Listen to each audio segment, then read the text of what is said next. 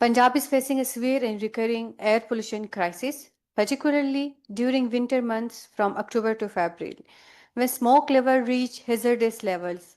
Pakistan's annual average PM2.5 concentration stands at approximately 74 micrograms per cubic meter, nearly 15 times higher than WHO guidelines, placing it among the most polluted countries globally. During peak episodes of smog, cities like Lahore have recorded AQI levels exceeding 1000, posing extreme health risk. A major contributor to this crisis is crop residue burning, a widely practiced and low cost method used by the farmers to clear fields for the next cropping seasons. This practice emits large quantities of PM2.5, PM10, carbon monoxide, nitrogen oxide, methane, and black carbon. Evidence suggests that emissions from crop burning in Pakistan is increased by 37 to 63% between 2000 and 2014, significantly contributing to air quality. It is estimated that over 1.8 million people sought medical treatment within a single month due to smoke related illness in Punjab. Despite policy initiatives such as the Punjab Smoke Action Plan and the National Clean Air Policy 2023, key challenges persist, including weak enforcement, limited farmer incentives, lack of access to alternative technologies, and insufficient interagency coordination. To address these challenges and identify key adaptive measures, we have invited you here today. Objectives of today's consultation is assess the role of crop residue burning in air pollution and black carbon emission in Punjab, and identify regulatory and institutional gaps in current air quality and agriculture framework, and explore sustainable alternatives and actionable policy recommendations for reducing emission and improving air quality. Before we proceed, I would like to briefly share a few housekeeping rules for online speakers. Please kindly keep your microphones muted when not speaking. For online participants, please use the chat or Q&A box for your questions. I request all speakers to keep your interventions to 7 to 8 minutes to ensure a smooth flow of discussion. Please note that this session is being recorded for documentation purpose and it is live streamed on all social media platforms of Sustainable Development Policy Institute. Before we proceed, I would like to introduce my speakers who has joined us for today's consultation. Ms. Zainab Naeem, Lead Ecological Sustainability and Circular Economy, Unit 8 SDPI. Mr. Tom Gerles, Head of Super Pollutants Clean Air Fund. Mr. Malik Amin Aslam, Environmentalist and former Minister of State for Environment, Pakistan. Mr. Amir Hayat, Co-founder Digital Dera. Mr. Mohsin Rose, Agriculture Economist, World Bank, Pakistan. Dr. Amreen Latif, DS Climate Change, EPCCD. Dr. Umar Maqsood, Agriculture Specialist, Crops, FAO, Pakistan. Mr. Hassan Aftab, Air Pollution Expert. Mr. Abid Umar, Founder, Pakistan Air Quality Initiative. And the whole session will be moderated by Mr. Umar Farooq. He is Research Associate at Sustainable Development Policy Institute. To formally begin this session, I would like to invite Ms. Zainab Naeem, Lead Ecological Sustainability and Circular Economy Unit at Sustainable Development Policy Institute, for a technical presentation on black carbon, smoke, and crop residue burning in Punjab. Ms. Zainab Naeem, floor is yours. Thank you so much, Neelam. And once again, I'll take the opportunity to welcome our distinguished speakers from all the relevant departments and also the experts who have joined us. I'll also like to mention here Mr. Tom Drills. Thank you so much for joining us. We met last year at COP30 at the Super Pollutant Pavilion, and I think one of the key motivations for organizing this seminar is because we had discussed black carbon impacts last year and how it's extremely dangerous and how it's contributing towards climate change impacts. And specifically in context of South Asia, I believe for Punjab and for Pakistan and India, Punjab, the crop residue burning is extremely important. Also, may I please request the IT team here to promote Miss Sadia as the speaker. She is also from planning and from EPD Punjab. Um, thank you. So if you can display this on slideshow mode, please. So slideshow पे कर दें. Next, please. Okay, so I will not get into a lot of details because I believe there's a very little research available in context of how black carbon emissions from crop residue burning in Pakistan are creating an impact. However, globally, there's research on how it is dangerous and how it is one of the dangerous contributors towards smog. And not just that, it has extremely potent impacts on health. For that, Mr. Tom Grills is the right person who will be presenting you how black carbon as a short-lived super pollutant affects the ecology and overall human lives. So I'll just briefly explain why this topic. Yes, this is not the smog season, but now smog is not seasonal anymore in Pakistan. Air pollution is widespread and it is a year-long issue. Secondly, some of the critical findings based on the data, and please do correct us because I know we have so many experts here. In case you find any figure that you think is not relevant or has been needs to be updated, please do correct us. So this is just some baseline studies from where data has been extracted. Agriculture sector, it contributes almost 20% of the particulate matter 2.5 in Punjab, Pakistan, versus transport, which is the highest industry, and some other sectors. Black carbon from crop residue burning intensifies the particulate matter 2.5 exposure, especially the evening burns trap pollution overnight in shallow boundary layer. And the 2025 floods, interestingly, although in many media reports it was shared that because of floods, the crop residue burning has been, it is reduced, but that was not the case. It was not reduced, rather, the crop residue burning happened. Why? Because that was the quick solution for farmers to prepare the soil for the next sowing season, and they did not have other alternatives. Although I'm really glad that over the last 2 years, the government of Punjab has taken some critical, rigorous steps in context of smog management. But I think there are certain issues that have not been debated much, and this crop residue burning is one of them. So that's why this issue we have taken it up. Circular economy solutions, there are many small medium enterprises who know and who work around upcycling the residue, crop residue. So instead of burning, farmers have a business case to sell it to them, and it can be upcycled, etc. So this is one of the solutions on which it's just that the market, this market needs to be connected with the farmers, and this needs to be regulated under the existing policy frameworks as well. Farmer economics, of course, they have a 10 to 20-day rice wheat window that drives fast, cheap field clearing. So burning is a net zero cost for them. And then regional context. Um, Alongside the border of India, Punjab, this happens, and because of the atmospheric dynamics, pollution is transboundary. Air pollution is essentially, rather, clean air is essentially a public good, and it should be a regional public good. It should not be, it is not about one country, it is about the health of millions of people who live in this region. Next, please.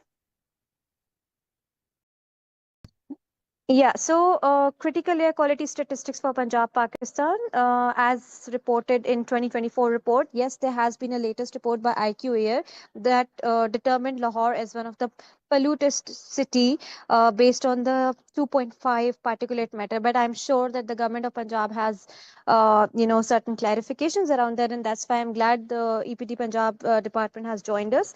I'm also glad that Mr. Malik Amin Aslam is a speaker today because when there was this project on zigzag technology in the brick kilns, he played an instrumental role, and that was so we have him here today who to share those insights as well. Next, please. Okay, so how burning creates black carbon and smog. So if, basically speaking, the process mechanism from stubbles to smog, crop residue is burned, and then burning, it is done through incomplete combustion process, and then black carbon is released. It is a short-lived super pollutant. Why do we call it an SLCP? I think Tom is going to be explaining that, but it creates health impact. Another important aspect is that black carbon is released from kerosene from transport industry as well. So it is a big problem, and also from biomass burning in the northern areas. So its deposition is happening on the glaciers of the HKH region, and it accelerates the glacier receding, because it reduces the reflectivity of the overall albedo impact of the glaciers, and it absorbs solar radiation. So it is also an issue there. And then there's also this daytime burning and evening burning. In daytime, higher boundary layer, better dispersion. So if farmers burn it during daytime, it gets dispersed. And sometimes I was also going through one of the research papers where satellites are not active at a particular area during daytime, or I believe during nighttime. Do correct me if I'm wrong. So at that time, if burning takes place, it is not also captured by the satellite data as well. So I mean, that's also one of the ways through which this can be evaded. Reporting can be evaded. Evening burning, shallow boundary, and pollution gets trapped. So if in the evening it is burned, so there are more chances of smog getting exacerbated. So these are certain, it has an immediate impact and a 24-hour window to, reach at a regional level, to cross the borders. And health impacts are visible within 7 days, but when your AQI crosses 500, health impacts are even just above 350. Health impacts are very much visible within a single day. Next, please. So why farmers burn? As I mentioned, there's economics involved. Burning, it bears no cost, no equipment involved, 2-3 hours labor, and hardly any maintenance. If they use cedars, so cedars have a cost, and I'm glad government of Punjab is providing them cedars. But definitely, I'm not sure if subsidized rates are there or not. Amir Hayat Bhandara sir will be able to better explain it. But then this is one of the things that is happening as part of a policy reform. And then baling, if they do baling to reduce, instead of burning the residue, if they bale it out, then it has a cost attached to it. So because of these cost, equipment access, and yield impacts, just to avoid it, burning is promoted by this sector. Next, please. Which crop residues are burned in Punjab? And another thing, burning is not only limited to Punjab province only. So in Sindh areas also this happens. And then rice straw, wheat straw, cotton stalks, maize stalks, sugarcane trash, pulses, and there are some other crops as well whose residue is burned. So this is some of the statistics. We can share it with you, and the sources are also different reports of SCAP and Punjab Agriculture Department. Next, please. Okay, so I'll stop here. The purpose was just to indicate, just to set the tone or scene for this entire discussion. I do look forward to recommendations. I do look forward to a healthy debate. And, please feel free to negate anything if you do not agree with it. But the purpose is that we want to come up with a policy recommendation paper or a position paper around why this is important. This is mission critical, because air pollution is something that is affecting not just the environment, but also there is an economic burden attached to it. So to support the government's efforts in this context, we would like to take this up and propose recommendations that can become part of the solutions around which the government is working with private sector organizations. So yeah, over to you, Neelam. Thank you. Thank you so much, Ms. Zainab Naeem, for sharing these key insights and for setting the context. With this, now I will hand over to Mr. Umar Farooq, a research associate at SDPI, to lead the discussion going on. Over to you, Mr. Umar. Thank you, Neelam, and thank you, Ms. Zainab Naeem, for presenting the facts on the smog. A very wonderful presentation. And now we have also joined by Mr. Tom Gales, who is the head of the super pollutants at Clean Air Fund. So we are seeking your insights on clean air mechanisms. So can you please share on it? I think he has not I yet. think Umar, I'll contact him. In the meanwhile, please take our next speaker. Thank you. Okay. So we are honored to have with us Mr. Malak Amin Aslam, a distinguished environmentalist and former Minister of State for Environment, Pakistan. Sir, given your extensive policy experience, so I would like to ask that what key policy and governance gaps currently limit the effective control of crop residual burning in Pakistan? Sir, the floor is yours. You are muted. जी बिस्मिल्लाह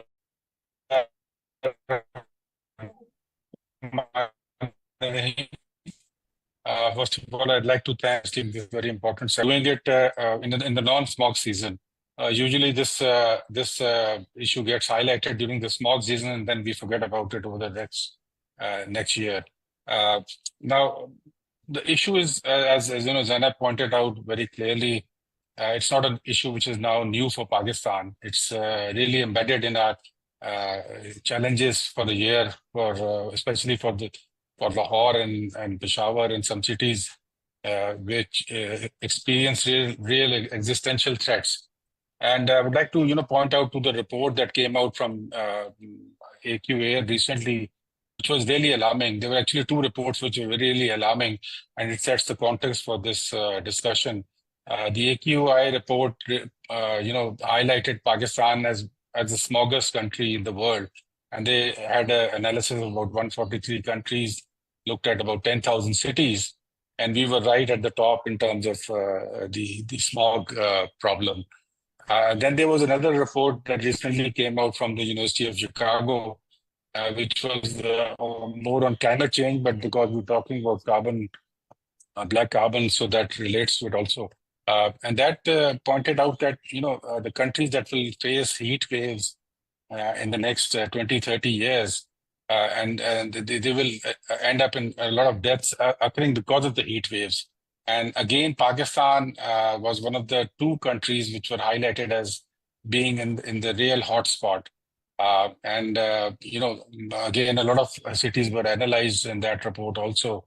And it indicated that 1/3 of the heat deaths globally could happen in Pakistan.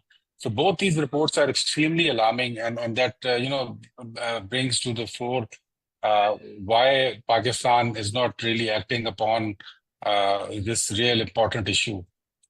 In my experience, I think that on the smog issue, a lot has been researched. We know what the sources are.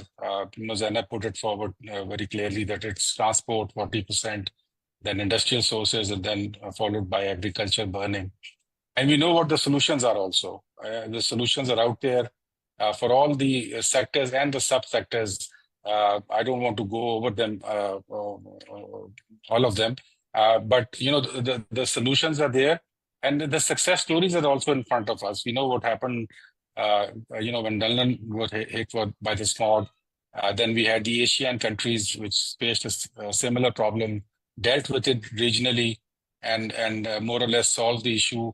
And then in recent memory, Beijing city, which raised alarm bells in 2012, and right now they have taken a number of measures to bring the smog levels down by almost 60%. So it's something which is doable. It is a situation which is retrievable and reversible, but it needs to have action on the ground. We also had, along with knowing what the sources are, what the solutions are, we've also had judicial intervention. We've had smog commissions come up. We've had a smog policy come up. So all of that has been laid out in the policy context also. So the policy is also there. So what is really missing is the action part. And the action part, I was happy to see that this present government in Punjab actually put the finances on the table, which come in on the implementation part, that you need to have the money to start taking the actions. And they have taken some very positive actions in the last year or so. But I think a lot more needs to be done with a lot more consistency. We can talk of all the sub issues one by one, but in my own experience, I'll talk of the two issues. Zigzag technology, which comes as a subsector of the industrial emissions, which is about 25% of the smog problem. And it was stated that if you switched over to zigzag technologies and turn over the brick kilns into zigzag, we will solve the issue. So there was a drive which was taken up. About 10,000 brick kilns did convert to zigzag technology. Now the problem was that when you convert to zigzag technology, the cost of running the brick kiln goes up. You have to set up the the blower fans at the right time to make it the zigzag technology work.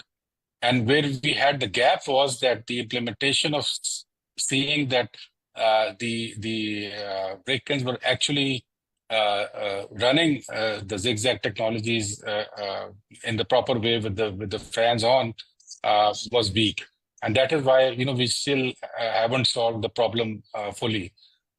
Similarly, the steel furnaces which are in the middle of Lahore, in the Mahmood Booty area, a number of them, there was a Supreme Court decision. They were all told to put on very expensive scrubbers, which they did. But again, the run of the scrubbers requires a lot of electricity and additional costs. And again, when it came to implementation of running the scrubbers as they should be running, we had a gap and it was weak. So we see that similarly on agriculture, we're talking about crop residue over here. The happy seeder technology was found to be provide a very good solution to the problem. And I saw the chart that Zainab showed, in which the costs for the farmers go up if they employ the happy seeder. But I'm not sure if they have factored in the issue that when you use the happy seeder, you actually avoid one watering of the wheat sowing, and you actually plow down the whole the rice stubble back into the ground, which has fertilizer effects. Also, there's a positive impact cost-wise also. But again, I think the employment of that technology at a large scale so that everybody can be using it and to enforce that technology, I think was missing. Again, a positive thing was that in the recent Punjab package, I think they did employ a lot of new employment of the happy seeder technology and gave it to farmers. But I think, again, a lot more needs to be done. So I think we know what the solutions are on transport. Obviously, switching over to electric vehicles, which is now being done especially for public transport, more out of economic reasons than the smog reason. Again, will help the process. We need to have better quality fuels. The quality of the fuel that we have right now is not top notch. It needs to be enhanced. The refineries in Pakistan, which do have a big factor in that, need to be upgraded. Again, there are policy decisions that have been made to upgrade those refineries so that they can produce the right quality fuels. Again, it needs enforcement. So, in a summary, what I can say is that from my own experience, we know what the problem is, we know what the solutions are, we know very clearly what needs to be done, but we have to do it. And to do it, we need to have a proper enforcement mechanism, and for the government to provide the right incentives so that we can shift towards this cleaner growth pattern in which we are using brake kilns. We have got better transport, we have got better traffic management, especially at choke points. So all of that needs to be combined. And finally, I would just like to say that at the base of it is that we need to be monitoring air quality better. At the moment, we don't have the number of stations which are required to be giving us the right, correct picture to make decisions when they are required and where they are required.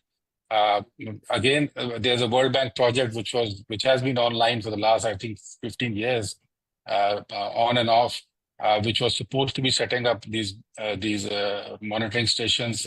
I hear now that that is being done. So if we can cover, especially the city of Lahore, with about 10 more, large radius monitoring stations, that would be very important, very good. So as you can see, the whole ambit of action is out there. We know what the solutions are, but it needs better enforcement, and for the government to have a prioritized focus on this issue. It is not just for the smog season. It has to be done all over the year. So that's why I said at the start that I'm happy that SDPI is taking up this issue in the non-smog season. We all do wake up in October, November, when the smog really hits and start talking about the solution. But I think if we do it consistently and we do it with the highest priority and with proper funding mechanisms, this is an issue which has been solved in the world and which can be solved in Pakistan also. Thank you. Thank you so much, sir, for your wonderful insights around the policy issues and governance mechanism in Pakistan. So we have now with us Mr. Amar Hayat Bandara, co-founder of Digital Data. Sir, from a digital innovation perspective, my question is, how can digital platforms and data-driven tools support the farmer behavior change and reduce the reliance on crop burning? Sir, the floor is yours. Thank you very much, sir. Thank you very much for the invitation. And I'll try to summarize in a few minutes because I have another meeting ahead, that is the Agriculture Commission meeting of Government of the Punjab. But thank you very much for this very important discussion we have arranged today, and thank you very much for taking me online to discuss the farmer's perspective as well. Malik Saab himself is a farmer, so he understands much of the things, what is happening on ground when we talk about this smog or air pollution issue that has been created by, blamed that this has been created by the farmers, particularly the paddy farmers who harvest their crops in the winter season. But we need to, I am just going to give you another perspective today that this is not now just a one season issue. Those who understand the agriculture sector and the farming sector in Punjab currently, what we have seen for the very first time in history that the farmers are sowing rice crop much earlier than their own original period. Like we used to sow in July, August, but now we have seen for the very first time in March, April. So this will also increase humidity in the air, and we have recently seen a smog or a fog-like situation when there was rain last week. So that is also creating an issue when we talk about the air pollution and the PM2 or the pollution capture with the air and the fog. What I want to say is that we need to relate the smog and air pollution issue with farmers and the agriculture marketing system. There are very much good tools available in the market, and I think when Malik Amin Islam was the minister, for the very first time, the Happy Season was introduced at the state and the government level, and that has a success story. And at that time, I also shared a panel with Malik Saab in Islamabad, and I told everyone, still I'm telling today, that this is just for the rice and wheat cropping systems. We have another cropping system, that is the potato and rice cropping system. For that purpose, we cannot use the Happy Seeder or these type of machines, because Happy Seeder can help us to plow down, like earlier he was sharing that how it works, and then the seed is directly sown in the field. But when you try to grow vegetables, potatoes, or any other crop, you have to, plow the field with other things. And for immediate preparation of the soil, the only solution we have available is expensive machinery that is visible in form of balers or like Kabuta harvester that is specifically designed for the rice harvest, that actually make the stubble in order so it can be collected. The other harvesters we normally are using is actually distributed all the stubble in the field, and we have to burn it down to early prepare the soil. So the problem is when you use high-tech machinery, latest machinery, and some other tools that require not only the capital finance, but also the running diesel.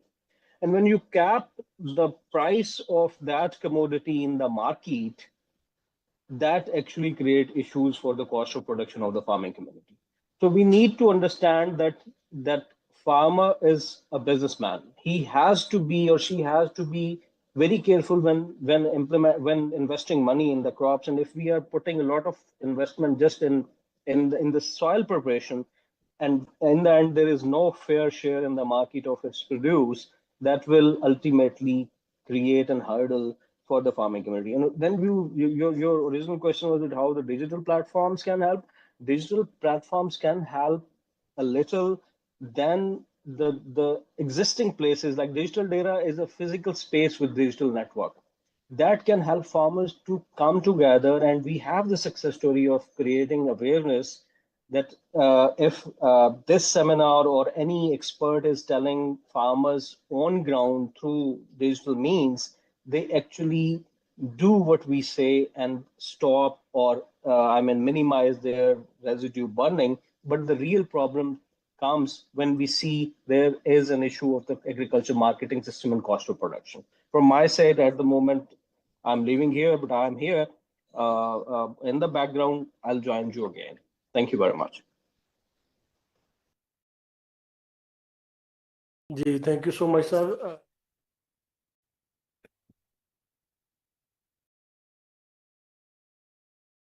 Thank you so much, sir, for your insights.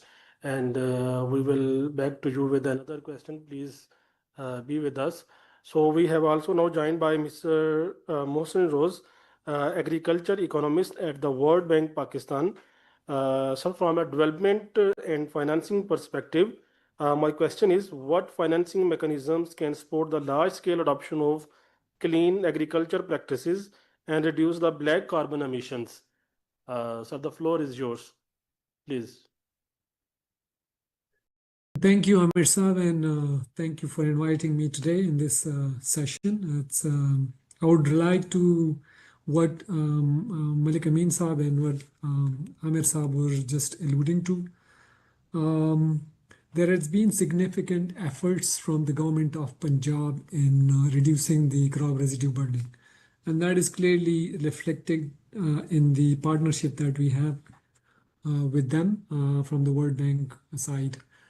As Amir Saab just pointed out, we have a program with them which is working on the upscaling of the super seeders. But I'll come back to his point of, again, that's not the only solution. It is one part of the equation. It is a short-term solution which may not work in the all cropping systems. The issue lies, he rightly pointed out too, from a technical perspective, in the cropping system that we have. I would say again, he rightly pointed out that there has been a double cropping in some areas where some of this earlier crop is sown in March and April. Then there is a succeeding crop which is done somewhere later in the summer, towards the end of the summer, and it goes all the way towards November harvesting. And there, because of the short window of time for the next cropping, which is mainly wheat, there the farmers don't have a cost-effective choice. So they go for burning. So that's the main reason, and it really coincides with the low temperatures and the air shed, where the air currents are very low in this part of the region because of the we call it Indo-Gangetic plain, which starts right from the Nepal and goes all the way to Peshawar. It's surrounded by Himalaya mountains, so that's where the problem gets worse. And it really coincides with the crop residue burning. But let me, in the beginning, what the colleague was presenting was the agriculture contribution to the crop. The air pollution was 20%, but according to our estimates, it's just 13%, out of which even the crop residue burning is only 5% within Pakistan. And then 8% is actually from the fertilizer, mainly ammonia, the secondary pollutants, which are actually contributing to that. So it's just 5%, which is, but as she said in the beginning, it's regional, it's cross boundary. There is huge burning across the border, all the way from in the entire Indo-Gangetic plain, which actually end up to westwards and in parts of in eastern part of the border. So yeah, that's but coming back to the solution part, and Amir Saab, I would actually complement what he said. Digital data, which is one physical part, but there is a digital part associated with what we are doing with our counterparts in Punjab, and that is we cannot, the total need to have 100% coverage of the to eliminate crop residue burning is theoretically we need 12,000 machines. While they have already done 2,000, we under our program we call it a Punjab Clean Air Program. We are doing 5,000, where government is putting in 60% subsidy to farmers and 40% from the farmers. So that's 40% is the farmer share. So we did calculations. Out of the total area cultivated, 8%, around 8% is manually harvested, and the rest, around 92%, out of that, 92%, 94%, sorry, 6% is manually harvested. So out of that, 94%, 92% is harvested by wheat combined harvesters, which is not essentially designed for rice harvesting, and that's an inefficient way of harvesting it, because it only harvests the pinnacles and leave behind the straw, leading to around 12 to 17% losses in grain losses, and leaving behind the straw, which is there managed on the farm. So which is the only way is to burn it. So the super seeder is one part of the solution. It's a machine which is Amir Saab said, it's a happy seeder, which is one part of the solution, and it does slashing and mixing of the straw, plowing the land, and also seeding in one go. It's a solution, part of the solution. But of course, the longer term solution lies in actually introducing efficient harvester, like Kabuta he was rightly pointing out to, which is a head feed harvester, which cuts close to the ground, but the straw could be collected and then baling. And of course, the industry needs to be connected to that for processing and value addition of that. And of course, it could be used in the boilers, but I don't know. There must be colleagues who understands it. But the energy industry, rice straw has a lot of silica, which reduces the life of the boilers significantly. So there are solutions, baling some bracket solutions, but there is no single most efficient solution. But we really need to innovate in that and go into the energy sector for boilers and all those things. So that is. But of course, even if you harvest it with the head feed harvester, the efficient harvesters, it needs to be collected, baled, and the transportation. So there needs to be a proper market and linkage to overcome over this issue of crop residue burning. So, but of course, with time we need to invest in the machinery upgradation, but this is a longer term solution. It needs a lot of capital investments to overcome this and retire all those inefficient wheat combined harvesters. So that's not only just the saving in terms of the grains that we lose in the harvest time, but also there are, for instance, Engro, or if they are purchasing this grain from the paddy actually from farmers, so they pay premium to those farmers who use not the combined harvester but the Kabuta harvesters. So that's another advantage that you get. Yes, thank you. Thank you so much, sir, for highlighting the statistics on crop residue and suggesting some solutions for it. So thank you, and I will back to you with another question. So now we have joined by Dr. Amreen Latif, DS Climate Change at EPCCD Punjab.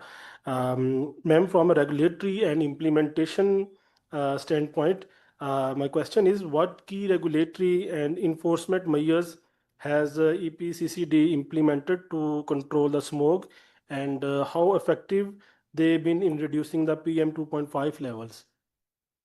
Ma'am, the floor is yours, please. To everyone. I'm audible?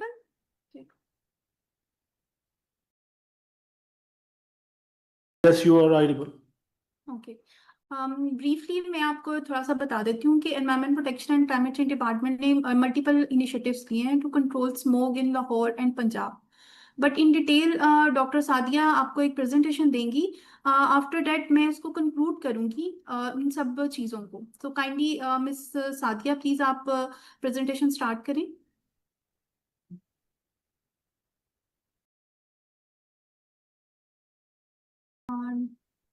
Because doctor Sadia आपको जितने भी initiatives EPA ने दिए हैं उनके बारे में एक डिटेल्स 5 to 10 मिनट्स की प्रेजेंटेशन है वो देना चाह रही हैं जिसमें हमने जो भी अभी तक इनिशिएटिव लिए हैं लाइक एंटी स्मोक गन्स और क्रॉप बर्निंग के लिए रेजिड्यू स्पेशली जो हमने फार्मर्स को प्रोवाइड किए हैं उनको हमने एक्नॉलेज किया है उनको हमने अवेयरनेस दी है उसके बारे में एक शॉर्टली प्रेजेंटेशन है वो आपसे शेयर करेंगी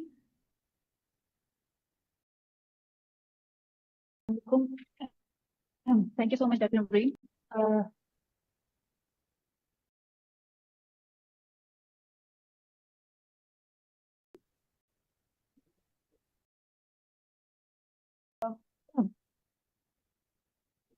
Miss Sadia, Thank we you so can't much hear for you. inviting us. Yes, now we can hear you. Okay, thank you. Assalamu alaikum and good afternoon all. Thank you so much for inviting us. And today I will be presenting on the from smoke to solutions addressing crop burning and black carbon emissions in Punjab, particularly covering the key developments, current situation, and the actions that we have taken so far. I will also highlight the key enforcement actions that we have taken in connection with the Agriculture Department. So if we talk about, and I would like to mention here that Ms. Zainab has rightly mentioned that Pakistan is considered as the most polluted country in 2025. And here I would like to mention that if we have analyzed the IQ Air report shared by the IQ Air on the based upon the low cost census that placed Pakistan overall in the bottom of the at the top of the polluted cities. That was basically that data was basically based upon all the cities and all the overall Pakistan. But if we look deeper for Pakistan, for Punjab, we can see there is a clear decline in the particulate matter 2.5 concentration in Lahore as well as in other major districts of Punjab. So Lahore was the cleanest year in 2025 after the COVID-19 2020. Here you can see easily that in 2020 it was 12% reduction, and in 2025 we have faced a reduction in particulate matter 2.5 up to 13%. So the data basically that shows the Pakistan at the top of the list is basically based upon the other factors and other cities as well. We basically we have carried out the source apportionment studies as well to place the other factors that is responsible for the smoke in Pakistan as well, and in Punjab particularly. The leading sector is basically the emissions which are directly coming out from the transport sector. Then the second, we have placed the industries in the second number, then energy, agriculture sector, and the 1.17% is basically held by the other sectors. We have created, I particularly talk about the Environment Protection Agency Punjab. We have developed the Climate Watch Hub. Basically, it is focusing on the air quality index monitoring and carried out its forecasting as well on the daily basis. During the smoke season, the air quality report is shared twice a day, as well as air quality index is also forecasted. Then we are carrying out the water quality monitoring, and its report is basically shared regular basis. Then we have a constant field operations tracking and its monitoring.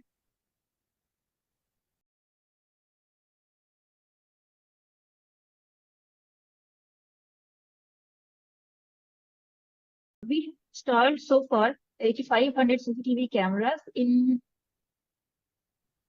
Just a minute, please.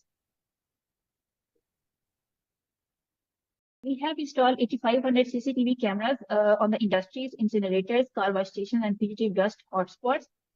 We have introduced smart enforcement units which are deployed at the tehsil level. Basically, that not only point out, that not only note down the violation, they also basically they help us to take actions on the rightly.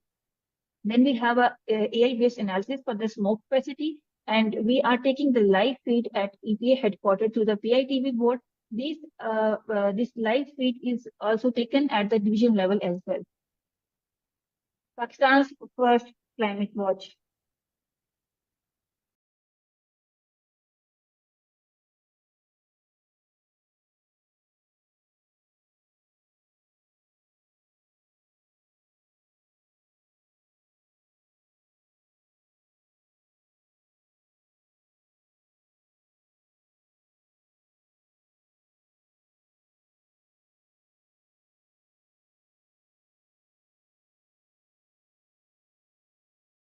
We can't hear you.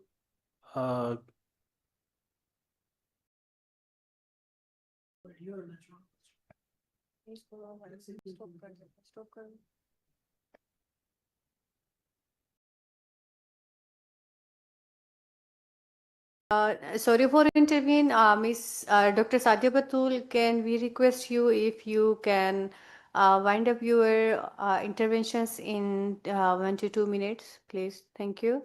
Right, please. Right. In Punjab, we have basically outlined 8 the hotspot districts for the rice cultivation and for the wheat stubble burning. These districts include Kasur, Hafizabad, Shekhupura, Sialkot, Bijamalla, Nankana, Sahi, Chaitlabad, and Sargodha. These are basically the total key statistics about their total harvesting area, villages, and the total tehsils. We basically focus about 3 to 5 kilometers around the motorways, and for the Kasur, we are focusing on the GT road as well. We have developed, to combat the stubble burning problem, we have developed the beats, 9 beats along the motorway and the GT road for the Kasur and the Lahore area. And we have deployed quick response centers, QRCs. These are total 67 in numbers, and they are stationed around 3 to 5 kilometers in the radius of motorways M11, M3, M2, and M4. The beats, basically the in charge of the beat is basically the concerned district officer. And in the surveillance team, we have the inspectors, field assistant, and the driver for driving the vehicles. For the quick response center, we have deployed a quick response unit. For the quick response unit, it's composed on the field assistant, then firefighters, and the driver to drive the water bowsers. We have 67 water bowsers along with tractors in these quick response centers. Superseders, rice harvesters, and the wheat harvesters, basically these are the smart interventions to curb the stubble burning problem. So for the surveillance purpose, we basically take the help from the SPARCO and the NASA 5 map alerts. Basically, we use the data, and then we basically in the form of fire anomalies, and these fire anomalies are also shared with the district deputy commissioners as well. If our QRCs, basically 67 QRCs, they through the monitoring team, if they able to find out any fire incidents, they will immediately take the help from the QR units, and the fire will be extinguished immediately. For the joint enforcement squads, we take help from the agriculture department. Also the 1122 unit is also on board. So far, 2008 and 9 anomalies were detected, and 11 million rupees fine was basically imposed. Through the, if we talk about the mechanization, 30 billion interest-free loan has been given. High-tech machines like harvesters, planters, transplanters, balers, and transplanters, basically they have been given, and 6 lakh plus acres harvested with balers and kubutas this year. Though we were having very short of time, because this was the first year in 2025 that we deployed the QRUs in the QRC 67.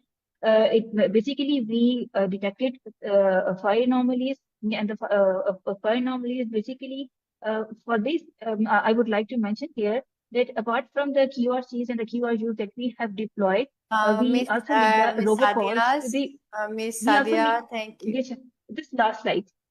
This is the Okay. last slide, please. We make robocalls to the concerned teachers. Almost 12,000 teachers robocalls are made. They also mentioned, they also inform that if they have experienced any fire incidents, and based upon their information provided, the action is basically taken by the EPA and the Agriculture Department. I would like to share the stats for this year, 8 to 30th November 2025. For these statistics, total 101 fire incidents were observed. The fire was extinguished for all these events, and 167.75 acres basically was prevented from the fire. Thank you so much. Thank you so much for highlighting the sectoral contribution of the smog and for highlighting some key initiatives taken by the Punjab government and sharing some key statistics on the region, specifically on the smog. So thank you so much. Now we have also joined by Dr. Tom Grace, who is the head of the super pollutants at Clean Air Fund. Sir, regarding the clean air mechanism, we are expecting your insights on it. Sir, the floor Great, is thank you. Yes, thank you. Thank you very much. I'm very pleased to be here. I'm Tom Grills. I'm the head of the Super Pollutants program at Clean Air Fund. Would I be able to share my slides? Okay, thank you. So I am just going to take a few minutes to talk you all through a little bit about what the Clean Air Fund is, and then on our work on super pollutants and black carbon, and then share some global insights from the program that I'm leading at Clean Air Fund. So first of all, the Clean Air Fund is a global philanthropic organization. To date, the concept of the Clean Air Fund is that there is a gap of funding flows specifically towards air pollution. And to date, we've raised more than $200 million in funding for the movement. We've seen ambitious government action in some of the places that we're working. And we've also been working with the first ever business coalition for air pollution. In terms of where we're working, we have several global thematic portfolios. One of these is on super pollutants with a focus on black carbon, which is what I will speak about today. We also have geographic portfolios in the UK, in the EU, Ghana, South Africa, India, and Indonesia. And then city level programs on air pollution in 14 cities, also including in Mexico, Colombia, Brazil, Kenya, and Thailand. So what do we mean by super pollutants at Clean Air Fund? Well, I like to present all of the different gases and particles that are emitted from sectors like stubble burning into this Venn diagram. So on the left circle, you have pollutants that are affecting our health. On the right, you have pollutants that are contributing to climate change. And super pollutants, as a definition, is basically to pick out the pollutants that have a gross warming effect, so are contributing to climate change, more so per ton than carbon dioxide. And many of these pollutants, particularly black carbon and ozone, as you see here, are also components of air pollution. So you have these unique set of gases and particles which are simultaneously affecting our climate and also affecting human health when we breathe them in. Super pollutants as a grouping has gained increasing traction in international spaces, such as through the Climate and Clean Air Coalition, and more recently around action that many governments are taking on methane. If you look at the contribution to global warming, these super pollutants are responsible for approximately half of global warming to date, with the rest attributed to carbon dioxide.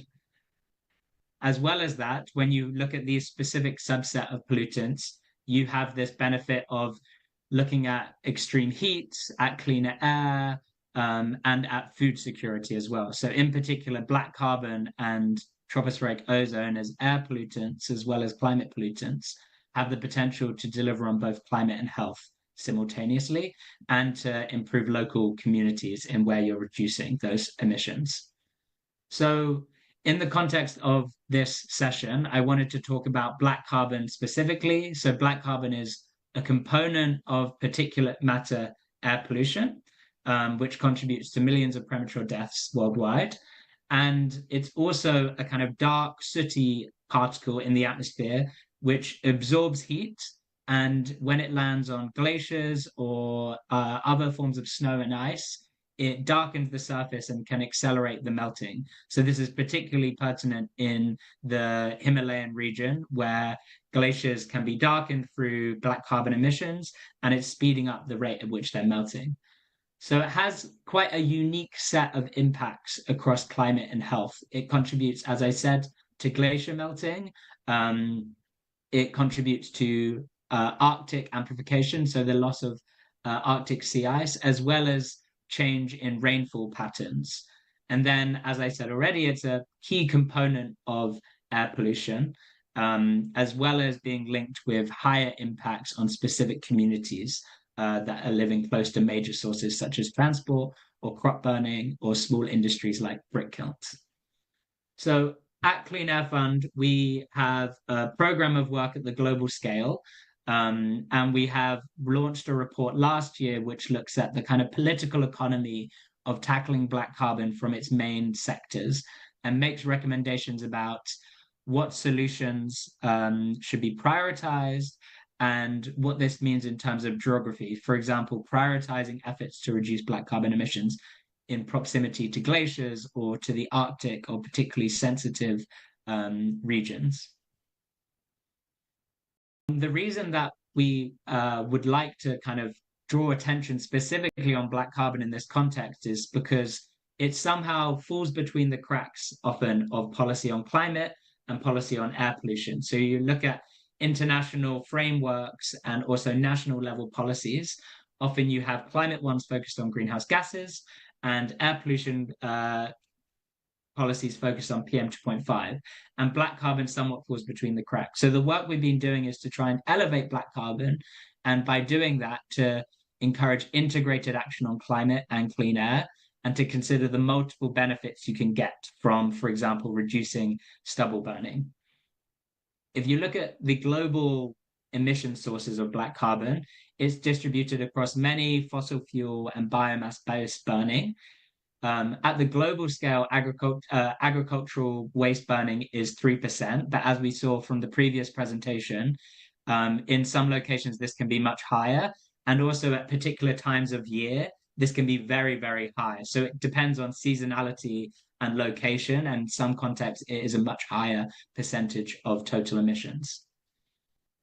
Because it has these unique effects across climate and health, some of the typical metrics that we use to look at climate and air pollution don't always tell the full story for black carbon. So one of the pieces of analysis we did was this Sudoku looking at health, Arctic and temperature effects of black carbon by region, and then breaking it down by different sectors. So I won't go into all of the details of this, but just to point out that there are major health impacts of black carbon in South Asia, as well as those emissions having some effect on the Arctic and also contributing to temperature increases over a 20-year timescale. In the Clean Air Fund's program, we're funding research and science on this. We are also doing communications work. We just recently launched a Black Carbon Hub online, bringing together different sources of information. We are looking to work with NGOs and other organizations, for example, in Europe, to raise this up the global agenda. And we have also been piloting specific solutions in different places. So, for example, on forest fire management in the Amazon in Brazil, and on clean residential heating in Nepal, as a couple of examples of the projects that we've been supporting.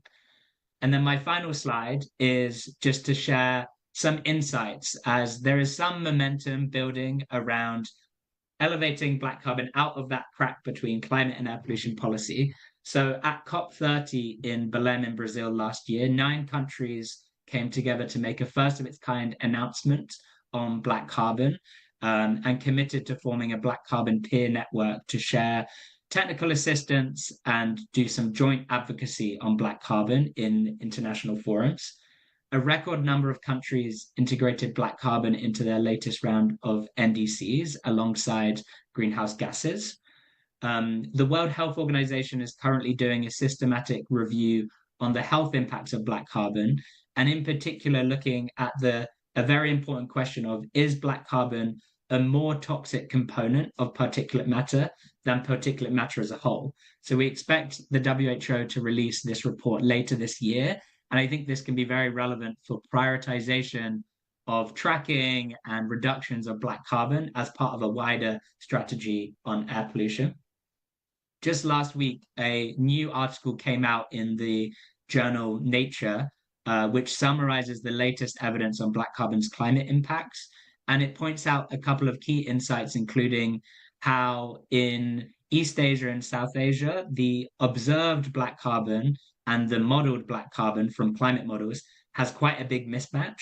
So there's some work to be done to make sure that the measurements we're getting of black carbon match what the climate models are telling us. And also how once black carbon is emitted and it transforms through the atmosphere, that its contributing to climate change can increase because it gets combined with other particles in the atmosphere, and this makes its warming effect more pronounced. And then finally, if you're interested to learn more, we launched the Black Carbon Hub last week as well on the Clean Air Fund website, and there is a screenshot of here. And you can find out more about the work we're doing there, and feel free to reach out to us through that portal as well. Thank you. Thank you so much, Dr. Tom, for conceptualization of smoke and super pollutants and black carbon and their impact on the regional climate health. And also thank you for highlighting the solution for mitigating the black carbons and benefits of tackling the black carbon. So now we have joined by Mr. Umar Maqsood, agriculture specialist crops from FAO Pakistan. So from an agriculture perspective, my question is, what are the most viable and scalable alternatives to crop residue burnings? Sir, the floor is yours. Assalamu alaikum. I hope I am audible to all. Yes, you are audible. So first of all, thank you very much STAPI for this opportunity. And I feel quite humble in presence of, such a learned panel constituted of all the experts of their areas. And I am Omar Maqsood, as being introduced, helping agriculture and climate change of FAO in Pakistan, FAO portfolio in Pakistan. So I think most of the things have been covered. I would like to resonate with some of the comments by Malik Saab and some of the comments by Amir Saab and Mohsin Saab, that probably this is a multifaceted problem, and we somehow also understand the solutions as well. What we are actually lacking somehow the coordination, or taking the right steps at the right time. Among the climate, I will only talk about, agriculture is there, then transport is there, industrial component is there. So I will only restrict myself to agriculture. So if you see, like if you see our pledges is NDCs, UNFCCC, so 2030 is not that far, and we have pledged the reduction of GHG by like 50%. So the target is still quite far. And as it is said, there is a proverb that we do not inherit the earth from our ancestors. Actually, we have borrowed it from our children. So we have to, give it in a better position so that they can do the same for their upcoming generations. Myself, working with the agriculture sector and coming from an agriculture family, I have seen that obviously the per acre productivity or the per acre yield might have increased. We have attained cropping intensity far more better, and we are able to sustain the agriculture, the productivity needs somehow of our population. But there is always a cost to this, productivity enhancement.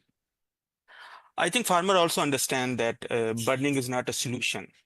But as it is said that probably this is the most cost-effective solution in farmer's eye, and especially if somebody is a smallholder having 5 acres, 6 acres, 7 acres, he cannot go for the high-end, interventions and technology unless we handhold him somewhere and help him in connecting some of the roads.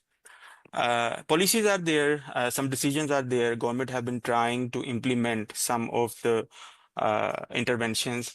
But for the implementation, there is a difference between enforcement as well as the facilitation to implement.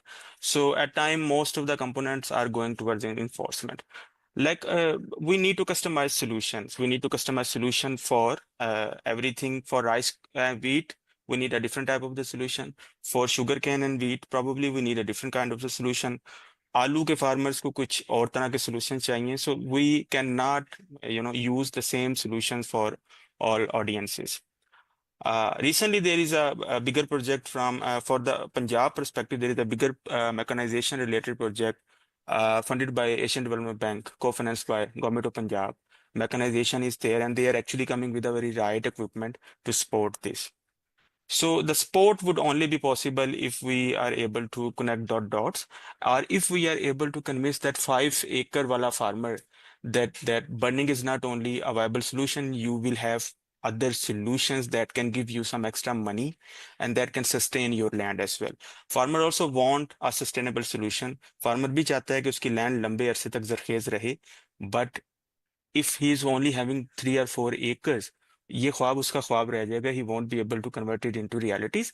The enforcement, Jarmana, FIR, probably not a solution. The solution is to facilitate him, handhold him, and capacity build on some of the aspects. For example, we can tell the 5-acre hectare, if I was in the field, or I used to tell the farmer that, look, you are burning, or this is hazardous for the environment.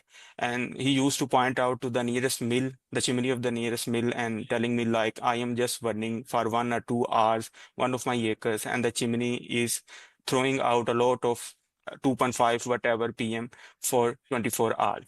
So, so we need to convince him in another way. For example, if we burn residue from an acre, it's not only contributing to pollution, it's also actually destroying the NPK, like 30 to 35% in the vegetative portion, जिसको जमीन में जाना चाहिए था, लेकिन वो या तो वहां से उठा दिया गया या उसको जला दिया गया.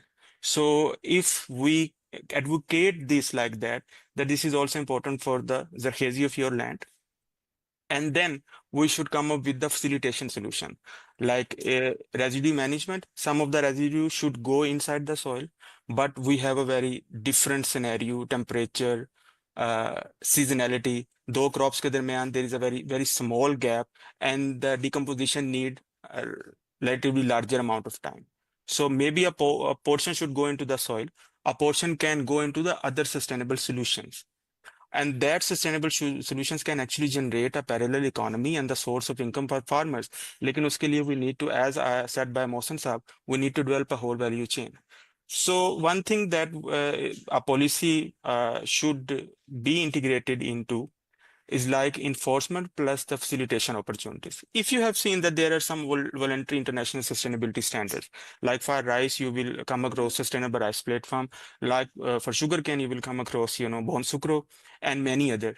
So if you study the case of sugarcane, the farmers have incentive there. You can find different mills who are already certified against Bon Sucro, the sustainability standard, and farmers are very happy to sell their adopt those practices and sell their sugarcane against those sustainability practices to the mills. वो क्यों? क्योंकि mills ने उनको bound कर दिया, and now mills are giving either Sorry for premier to those intervene, farmers. Yeah. Mr. Umar, if I request you, can you please wrap up your interventions in next 1 to 2 minutes, please? Yeah, sure. And they have given a fast track entry point for those sustainability related farmers. So if we come up with a solution that is policy driven, that is supply chain driven, and that is showing the direct benefit to farmers to our interventions. So for me, everything, every solution is there for the different crops. The only linkage is probably we need to link the supply chains actor, and we probably need to make our policy more facilitation driven rather than enforcement driven. So for now, I will stop here and will give the floor back to you. Thank you very much.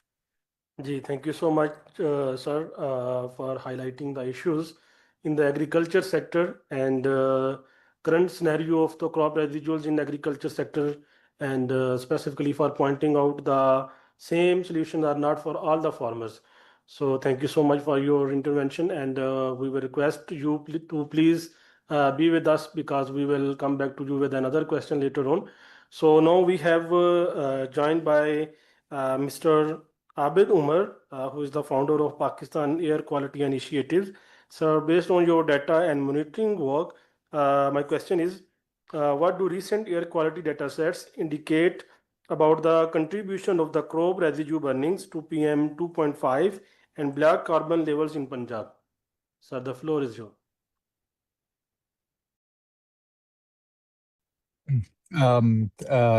Just checking if you can hear me. Yes, we can hear you.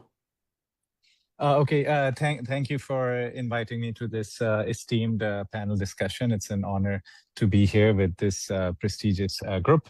A lot already has been said about various aspects, but I think one important part is what you just asked right now, is how big is a portion from crop residue burning.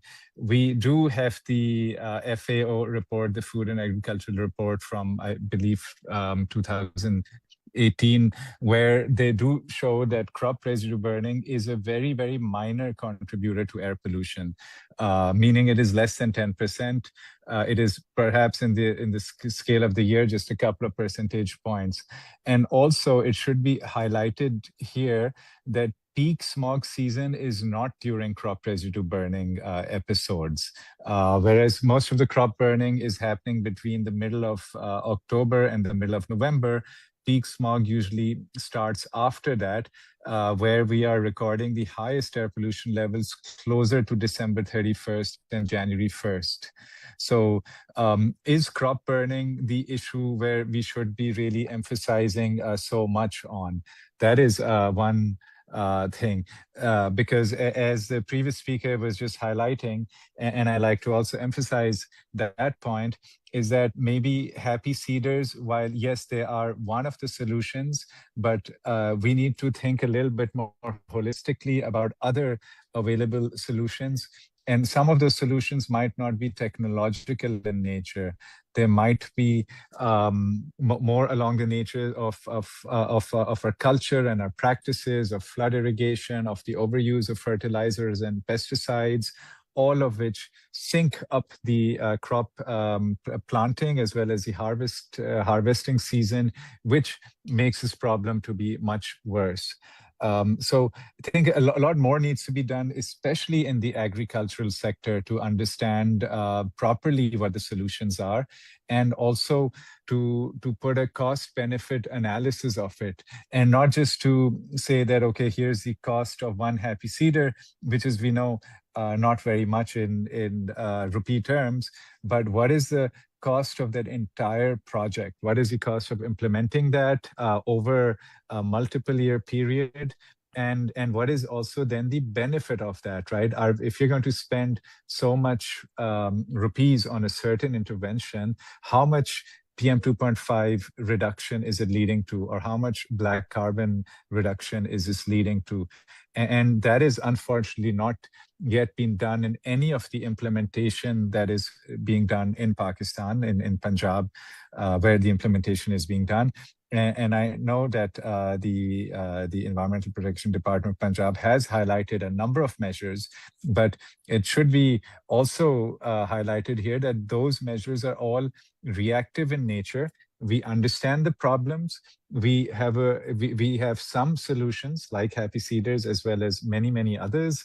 Remote monitoring of fires, as an example, which is being done. But this is always done after the fact, when it is too late. So in this regard, I just want to show you some things. I don't know if you can see my screen right now. I'm just sharing that from another computer, and talking about when I say reactive in nature solutions is, one, do we have a baseline understanding of what the emissions are and where they're coming from, and is there any forecasting available?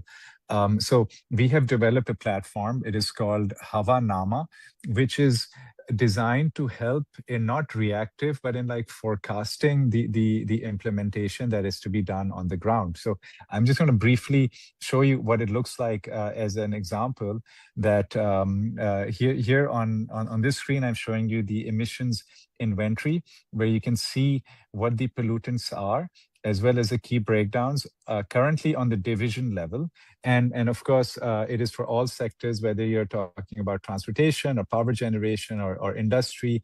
And we also have like policy recommendations here, where you're able to model certain solutions and to see what is the impact of those interventions on the baseline of air pollution, as you can see on the top right. But more importantly than that, I show you the next thing, which is regarding forecasting. So Malik Amin Aslam, for example, highlighted that we need more monitoring stations. So how many more monitoring stations does a resource limited country like Pakistan need, right?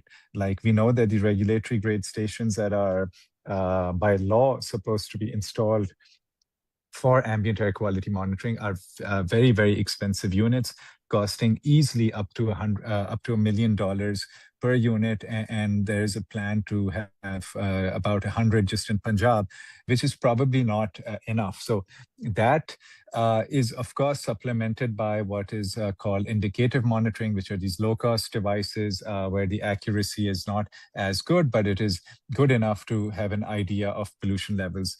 But then again, the same question arises that how many of these low-cost monitoring stations do you want? If you want not 100 regulatory devices in Punjab, okay, we want 1,000.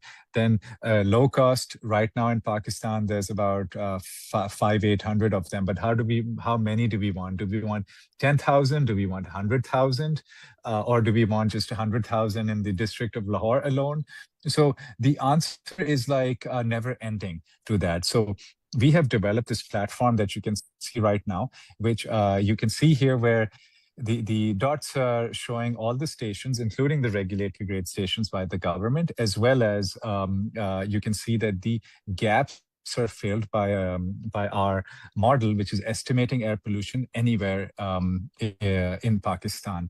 And the same model is being used to forecast air pollution. So you don't have to have a monitor everywhere. And as I show you now, you can kind of see, I mean, this is the live real-time dashboard that you're looking at. So, you know, we're having great air Sorry for quality intervening, right Mr. now. Ravi Tumar. I request you if you can wrap up your interventions in next 2 minutes. Thank you.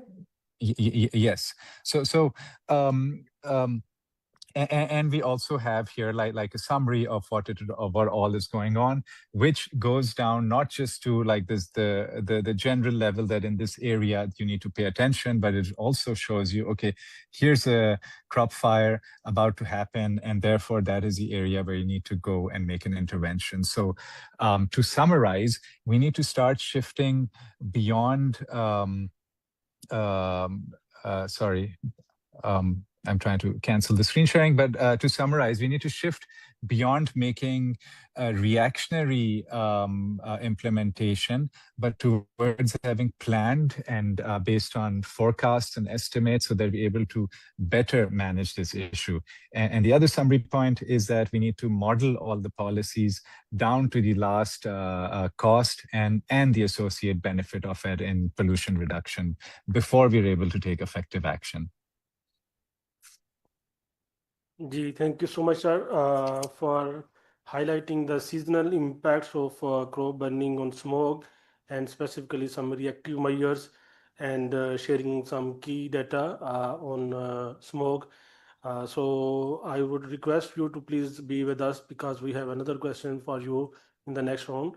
So now we have also now joined by Dr. Hassan Naftab Sheikh, who is an expert, who is a pollution expert.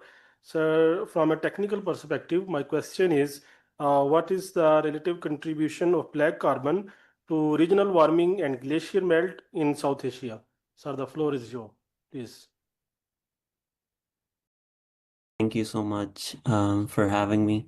I do not think I would be able to answer the question you've just raised on the exact contribution of black carbon concentration. Is there something else you'd want me to talk about? Because that's not a question I'd be able to answer.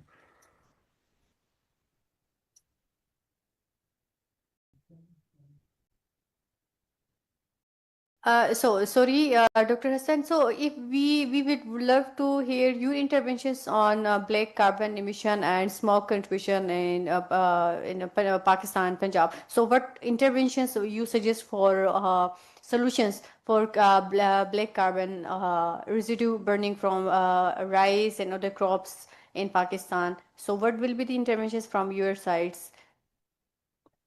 Okay. So first of all, I feel I've listened to all of the panel members over here, including government representatives. The first thing I would want to mention is the incoherency in the narrative that I'm hearing. I'm hearing different numbers in terms of contribution of smog of crop residue burning to the smog crisis that we have. So maybe the first intervention would be a coherency in the baseline that we've established. There's a nationally agreed baseline from the contribution, and then we work backwards, right?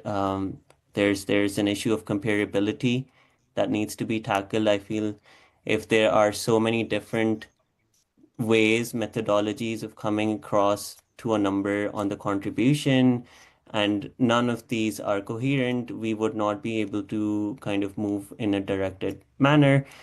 Second, I feel the numbers presented by, I think it was the EPCCD on their smog squad. These are very small numbers, 650 hectares. 650 acres along the Punjab highway corridor. That constitutes to be around 250 hectares. Punjab's arable agricultural land is around 12 to 15 million hectares. So that's a big number. That's a very small percentage of what could potentially be, monitored using these kind of squads. Again, like Abid has mentioned earlier, these are very reactive policies to what we're seeing.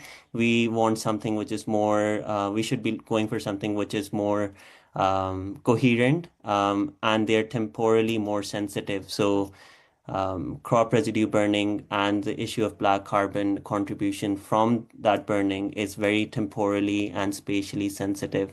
So, I mean, I'm not here to I don't think any of us can give a solution in 2 hours. But again, three things to think about. One is comparability, to steer in the correct direction, and then seeing the contribution of residue burning in terms of black carbon to be seen as temporally and spatially sensitive, and then we can work towards what should be done. Thank you so much, sir, for your time and for your wonderful intervention. So now I would request Mr. Amar Hayat Bandara. So can you please listen us? So my question is, what scalable digital interventions can improve the awareness and compliances at the grassroots levels? Mr. Amar Hayat Bandara.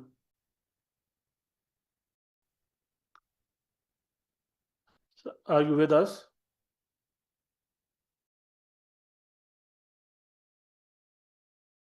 Mr. Amir Hayat, can you hear us?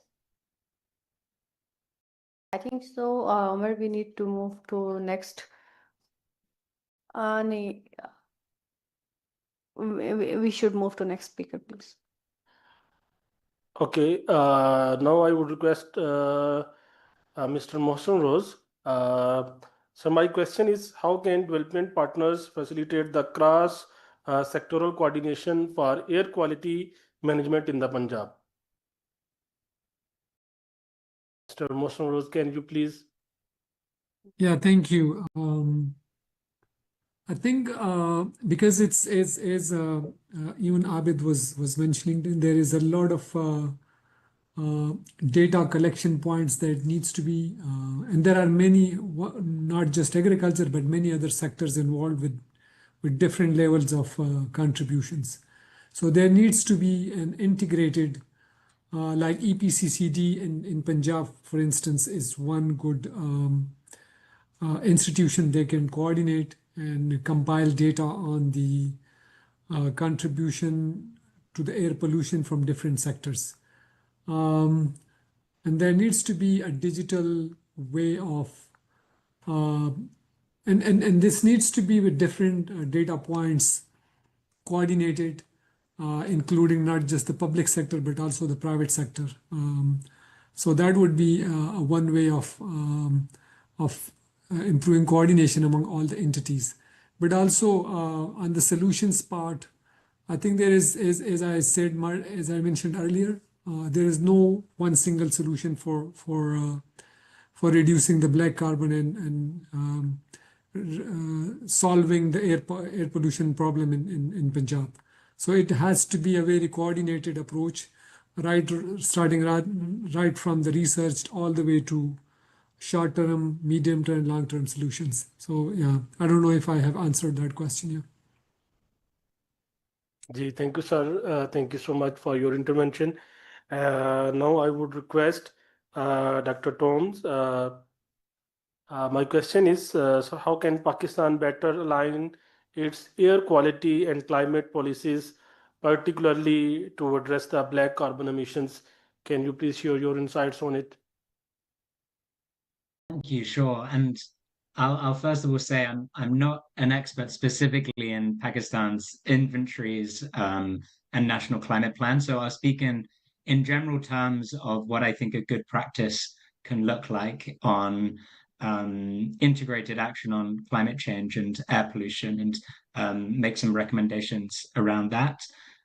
So I think I think an interesting part of the conversation around black carbon is how, for some subnational and national governments, it has been an interesting entry point to catalyze collaboration between air pollution and climate change teams within government. So, for example, in Colombia, the integration of black carbon into the first nationally determined contribution, really inspired stronger coordination between teams working on air pollution and climate change, and also the integration of the emissions inventories for air pollutants and greenhouse gases.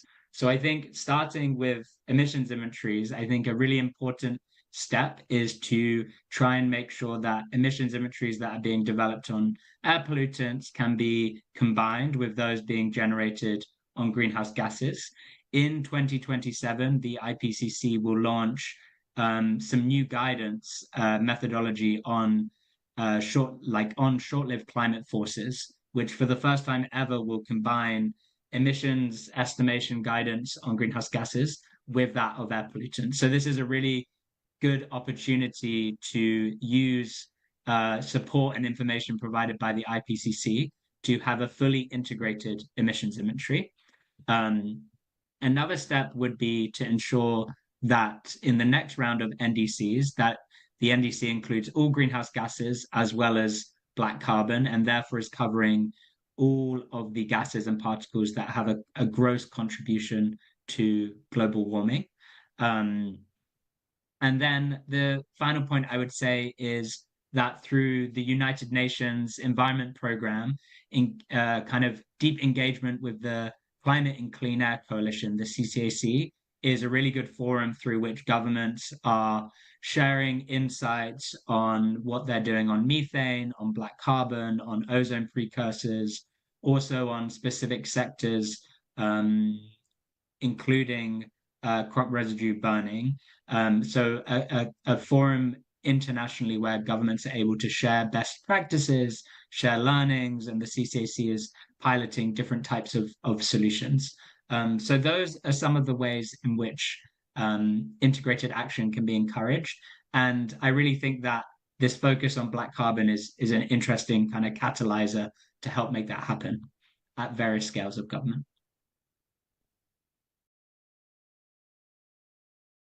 Thank you so much, sir, for highlighting some key recommendations and on the specifically smog reductions. And now I would like to ask a question from Dr. Amreen Latif, who is the DS Climate Change at EPCCD Punjab. So, ma'am, if you are with us, can I please request you to share your insights on some what additional policy or institutional interventions are needed to further strengthen the smoke mitigation, especially in addressing the crop residue burning and black carbon.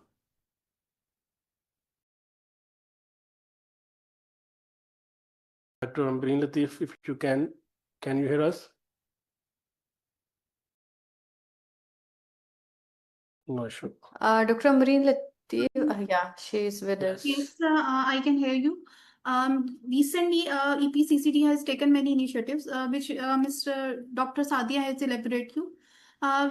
Secondly, हम इन जो different interventions हैं और जो policy level पे decisions है, पंजाब में climate resilient Punjab vision and action plan 2024 में approved हो चुका है फ्रॉम कैबिनेट, और उसमें डिफरेंट सेक्टर्स हैं, एयर से रेलिवेंट, वाटर से relevant, which are align with the NDCs, जिस पे हम वर्किंग कर रहे हैं। इसकी प्रॉपर वर्किंग के लिए और ट्रांसपेरेंसी के लिए EPCC department has launched climate resilient dashboard on which all the departments are putting their data relevant to their actions. Thirdly, the point which is highlighted today is the smog and the crop burning residue. Currently, EPCCD has going to launch a new initiative that is relevant to crop residue by the PPP partnership, in which they are going to for a project relevant to use of biomass as fuel. That is a big that is in an initial phase, in concept node phase. When it will be proved, it will be going to be implemented.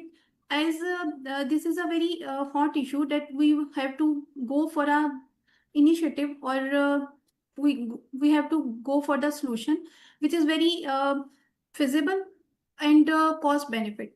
If we will provide the farmers with proper awareness and with the techniques that they can be use this waste to energy, it's a good initiative that will not only reduce the burden of crop burning, but either it will be a environment friendly in terms of energy. Thank you so much. Thank you so much, Dr. Amreen, for highlighting some key interventions and development initiatives taken by Government of Punjab. So moving towards Mr. Umar Maksud from FAO Pakistan. So my question is, how can incentive mechanisms be designed to promote the adoption of sustainable residue management practices? Sir, the floor is yours. Thank you very much. So now there could be two keywords, incentives or subsidies. We usually do not like to refer to the subsidizing mechanism, but we certainly can develop some incentives. Incentives are not only meant something coming from the government only, but some enabling environment that actually support certain parallel economy or the parallel supply chain interventions possible.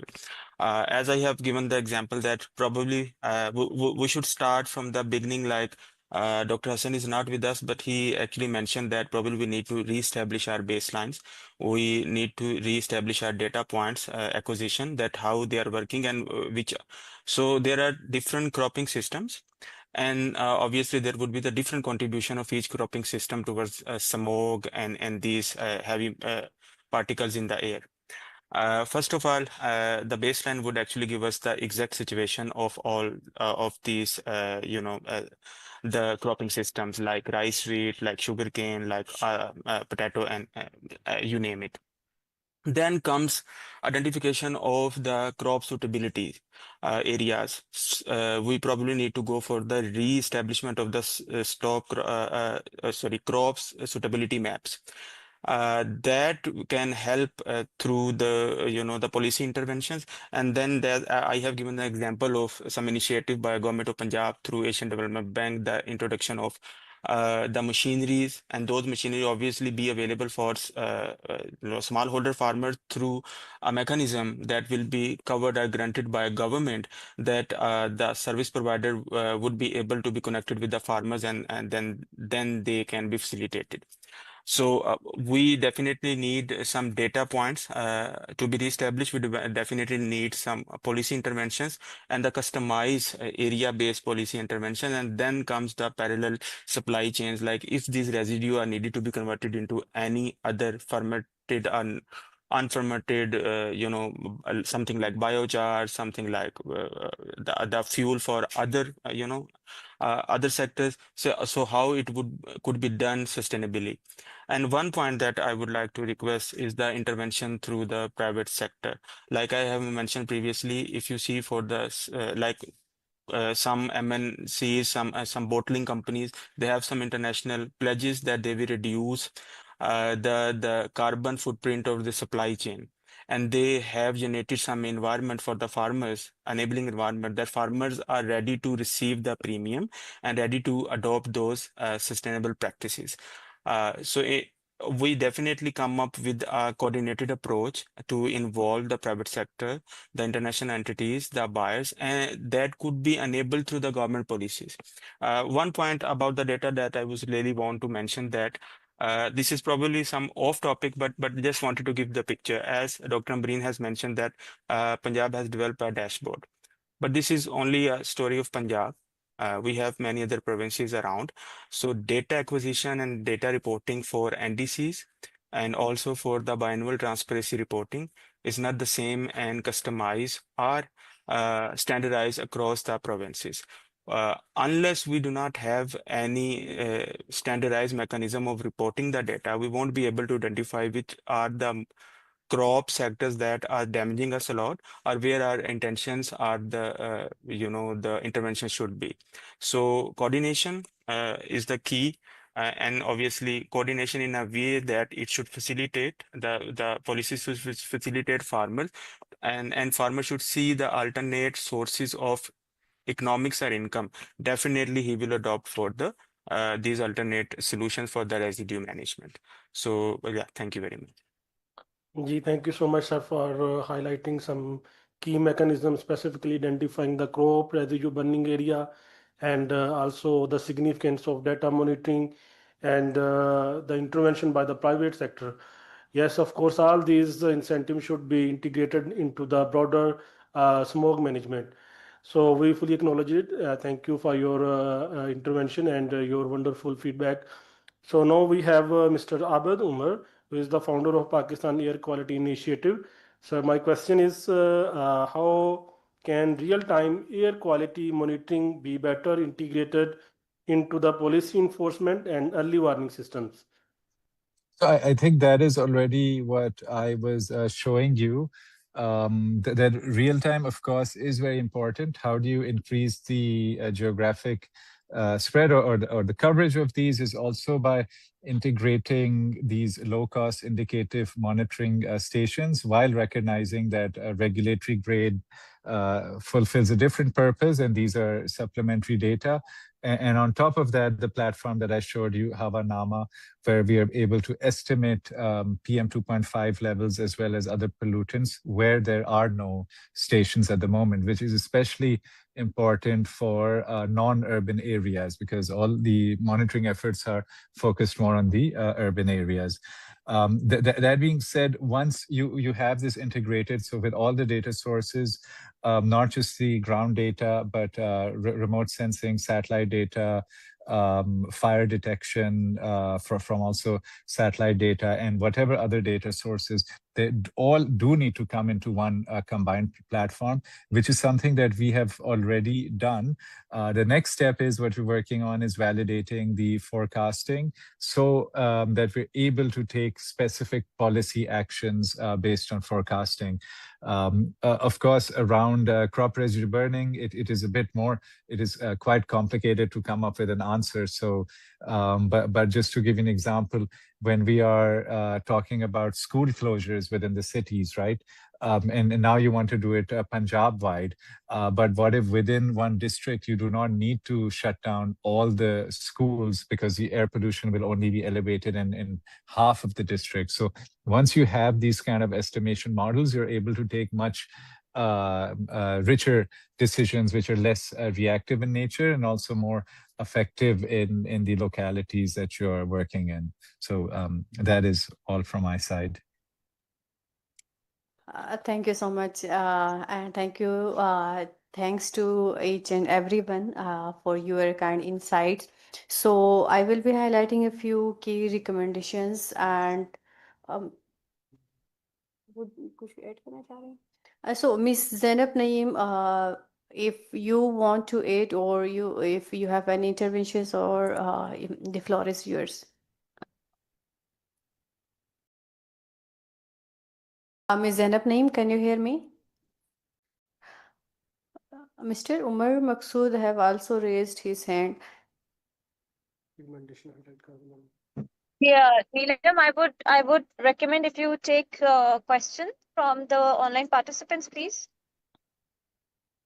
Yes, please. Mr. Umar Maqsood, you have raised your hand. Okay, Mr. Yeah, thank you very much. I just wanted to a very short comment regarding my organization, that we have a very strong presence in different districts of Punjab, as well as many other all the provinces, and we are actually working with farmers for the sustainable solutions to reduce the GHG emission particularly, and obviously indirectly it will be helping reducing the smoke parameter as well. So we at FAO are committed and ready to collaborate with any of the government or NGO sector organizations who are coming with the solutions that they need to be propagated to farmers. So piloting a solution in the farmers' provinces and let him see the results would actually be a game changer. So through our farmer field school networks and our presence, we are already doing a lot of work, and we are getting up again for this smoke related programs. We have a couple of projects related to sustainable agriculture, and that I believe can be linked and synchronized with rest of the other new interventions. Thank you very much. Thank you, Mr. Umar. Ms. Zainab Naeem, floor is yours for Thank you so much. concluding remarks. Thank you so much, Neelam, and thank you so much to all the participants, all the speakers who joined us today.